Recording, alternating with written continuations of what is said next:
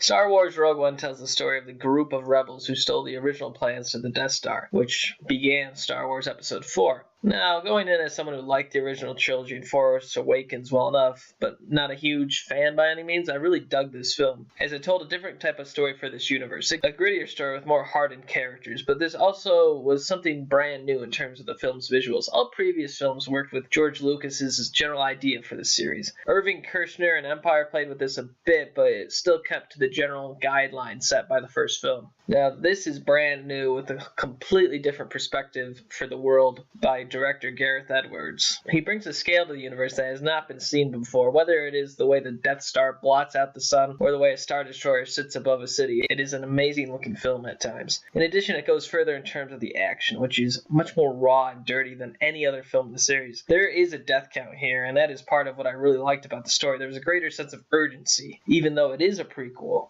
because we know every character could die. The film isn't without its flaws, though. Now, the majority of the Easter egg references are actually fun, if not downright amazing, such as a last-minute action scene involving a familiar face. They push too far, though, in a few of these, with CGI recreations that are downright distracting. They just aren't there yet with the technology, and it still is off-putting. There's also the question of character development. I'll say that I thought there was enough for each character, the normal amount for, say, a Magnificent Seven-style film, all except our lead character, Jyn, strangely enough. Her transition from cynic to inspirational leader just seemed a bit muddled. Not by lack of effort by Felicity Jones, who still managed to craft an endearing protagonist out of her role. The same is true for almost the rest of the cast. They all bring something to their roles to make them really feel honest. All except Forrest Whitaker, who overacts his head off for a few minutes, but luckily he's not in the film for all that long. The film overall has problems, yet the strengths outweigh them. For any weaknesses along the way, a moment here or an effect there or a character, it's all made up for the greatness of its heights. Particularly, its final third is an outstanding piece of action cinema. For this, I reward the film 4.5 reels.